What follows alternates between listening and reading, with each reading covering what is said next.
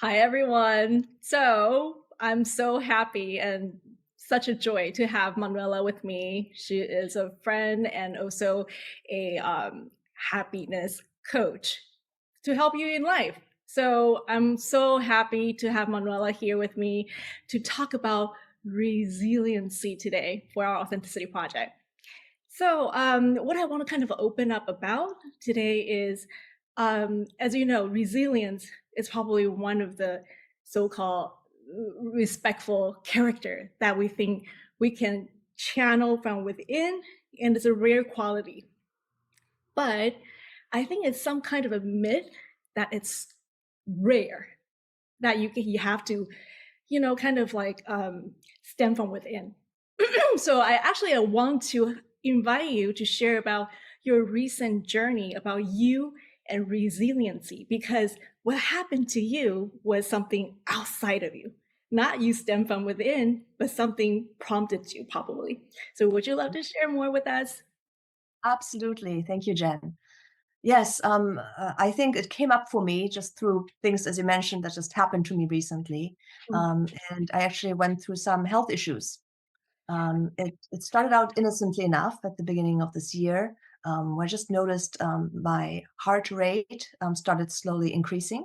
And at first, it's something that fluctuates, right? It didn't really seem that noticeable.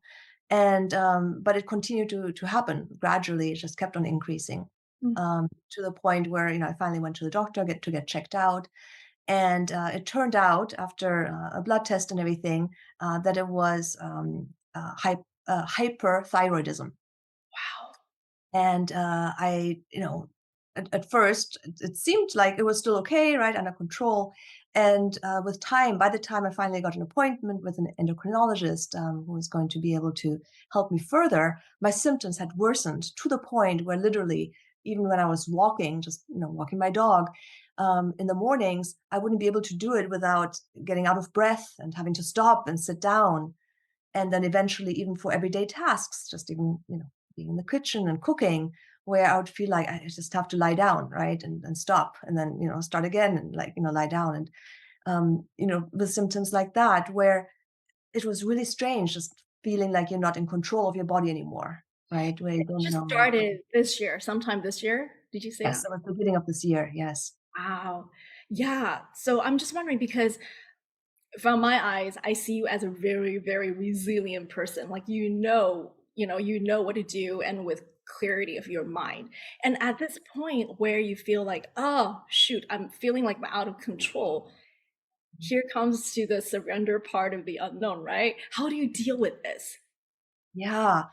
Um, it was hard at first because, you're so tuned into your symptoms, right? And wondering, right? Like, what's happening now, right? Is this getting better? Is it getting worse?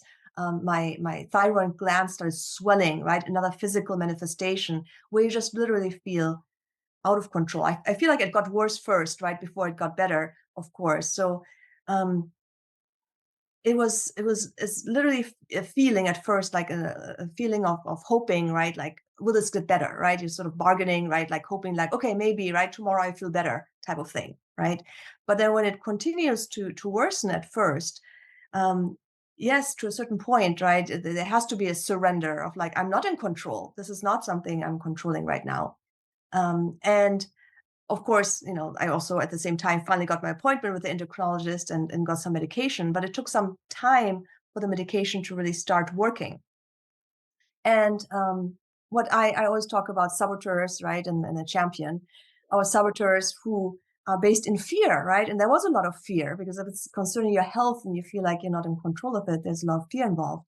Um, it's the saboteurs on the one hand, right, based in fear, like, oh my God, what if this gets worse? As I started reading about this, right, like all the possible things that could happen, um, what a medication doesn't work, right? How far do you have to go with surgery and other things? To, where do I go from that? I didn't want to be based in fear to our champion, right? Like who's not based in fear, who also wants the best for us, but says, okay, right? Like, well, let's research what we can. Let's find out what are things that we can control. And I started looking at all sorts of natural approaches that I then decided to do just in parallel with medication using conventional medicine. And for example, it talked a lot about it being an autoimmune disease where you can change your diet, right? And help your gut health. So that is something I could control, right? I can control what I eat.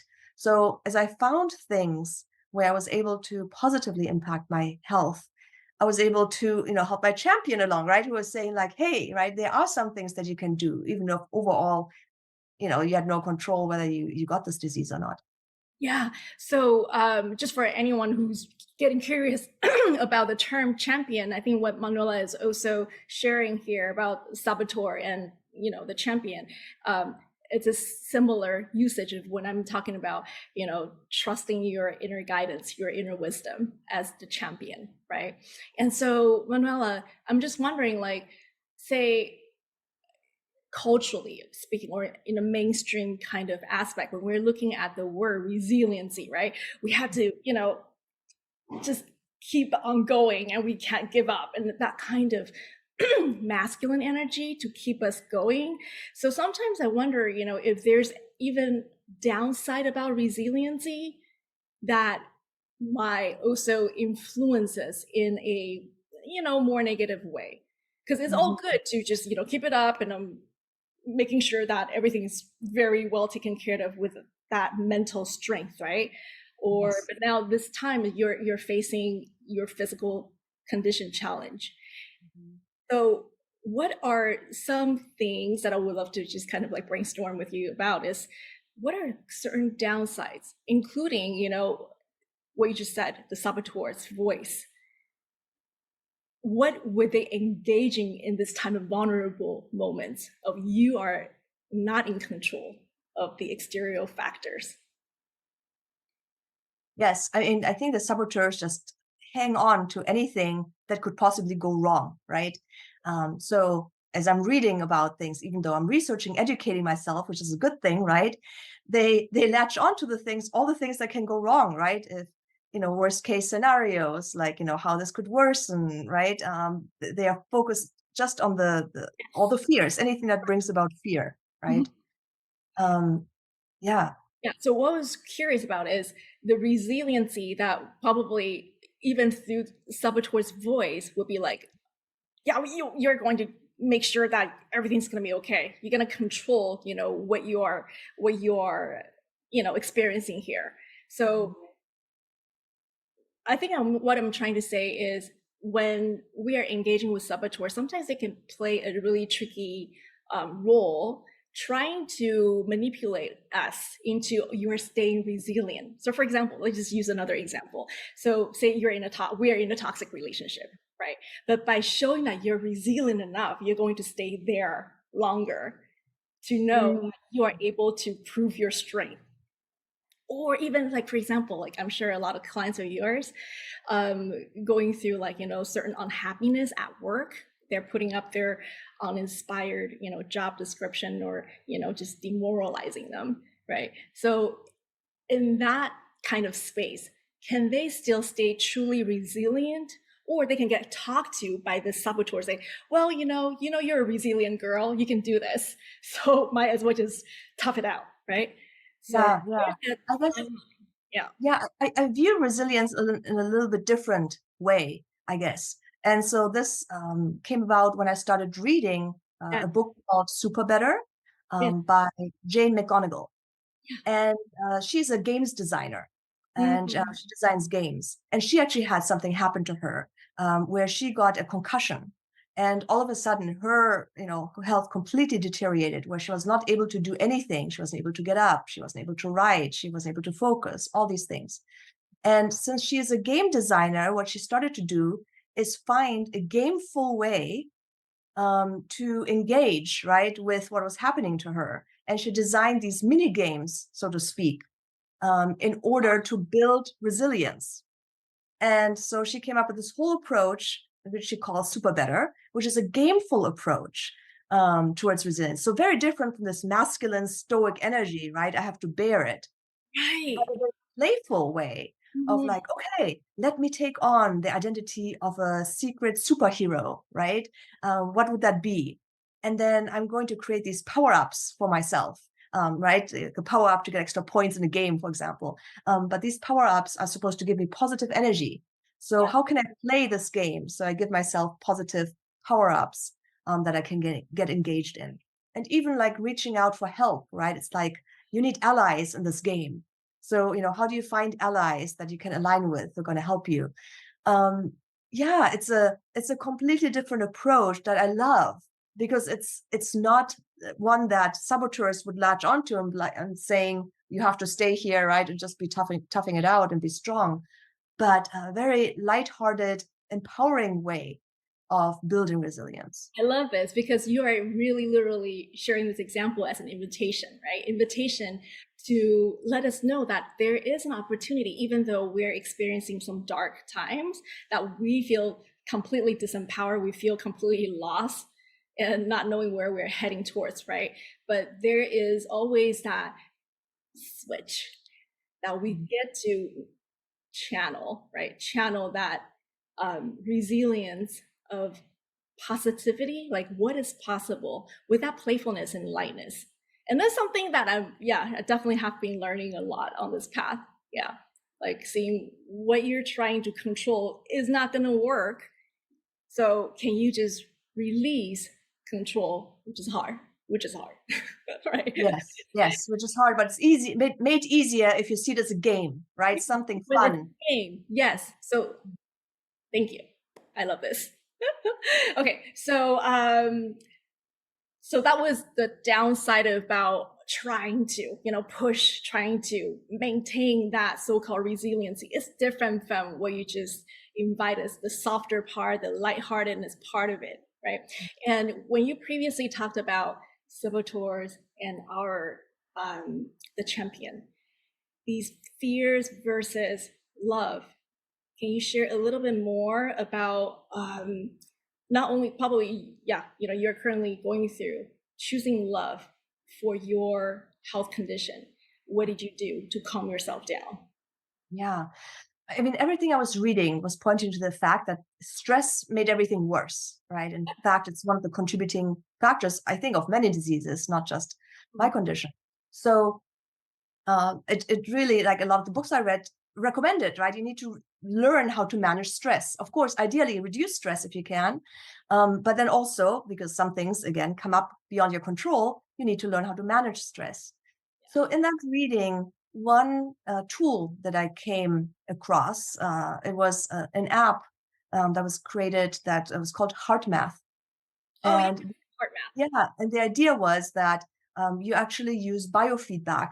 Mm, It uses a phone, and you use the camera on the phone. Actually, you kind of put your finger there. It measures your heart rate, right. and it takes you through some breathing exercises, Mm, um, connecting with your heart, and it impacts your heart variability in a way that you can come, first of all, you connect it to your heart, of course, where love is, but then also you're in your body, which is one of the key ways I found to really access your champion, mm. because saboteurs are all in our head, right? It's like all the voices, we're trying to rationalize, we're trying to figure things out with our what we think our brain is, right? But really, what we're missing is that we have another part of our brain that is more the reptilian brain, right? That is dealing with all the somatic functions of our body, um, being impacted by things like breathing. How do we access that part? Because that's really, I feel like, the way into our champion, rather than all this rationalization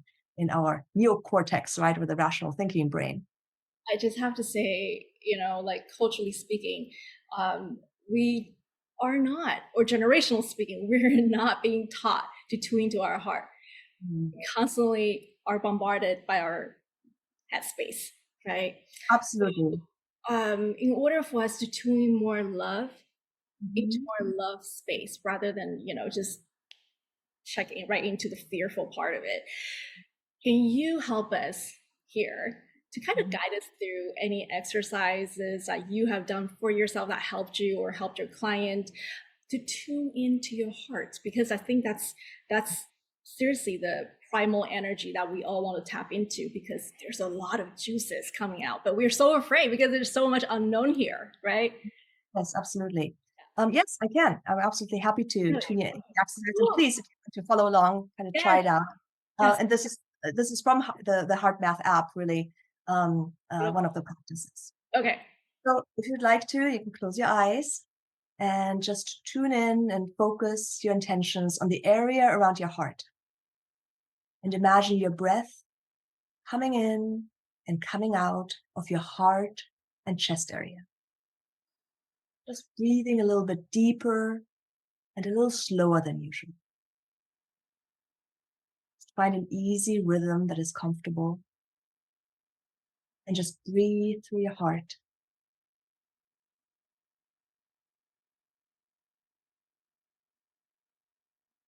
Just feel your heart area and continue breathing through your heart.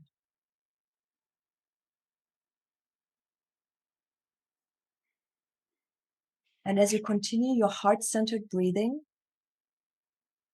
activate a sustained positive feeling, such as gratitude, appreciation, care, or loving kindness. And start to irradiate that renewing feeling to yourself and to others. Gently feel as if this renewing feeling is radiating from your heart to yourself, to others, and to the planet.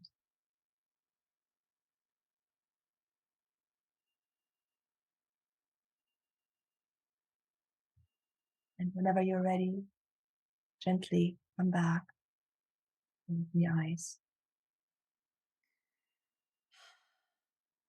Hmm. I'm in a really relaxed state right now. Good, good. I mean, this is a very short version, but really that is it in essence. It is just connecting Mhm. through the heart and that area and start breathing through that and associating a positive feeling with it that you start radiating to Mm, yourself. beautiful. So, I think this is one question I would love to ask you before we wrap up. So, what is one suggestion? Because we're talking about resiliency, right? And there are a lot of experiences that sometimes can really challenge, how much we're willing to stay resilient. So, for people who are going through their own sets of setbacks, challenges during this time, what would you suggest to tune into their resiliency without like making it like a hard task? Mhm. Well, one thing that I find myself the hardest is when you're in it, it feels like it's going to be persistent, right? It feels you're in this and this long tunnel that you're in.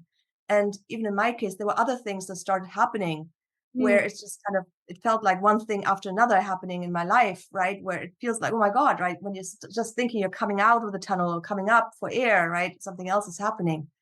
And it's this reminding yourself that this is not going to be forever, right? This is going to get better. It's just really hard to remember in that moment. And I think it just takes us reminding ourselves, like, this is today, right? This is for now. It will be better. So you can keep on going, right? And keep that hope up. I think that is one of the key things to keep in mind.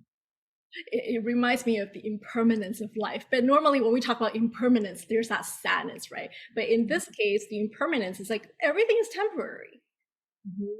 Mhm. Everything's temporary. And then, when you are able to just allow this temporary stage to be with it without like trying to do anything to control, do anything to like, I don't know, actively get stuck. Well, really, literally get stuck in those kind of. Well, we get you're right, and we actively get stuck because again, we're getting back into our rational brain Yes. where the filters, have such an easy time infiltrating that it's, hard to get out of that. So anytime I found myself, getting back into those fears, into my rational mind, bringing out those saboteurs, it's like, how do I get back into my body, Mm, right? So I can be present. So the exercise we just did can be help with that, but there are many other ways, right? There are many practices around your body. Even as simple as breathing on its own can be helpful.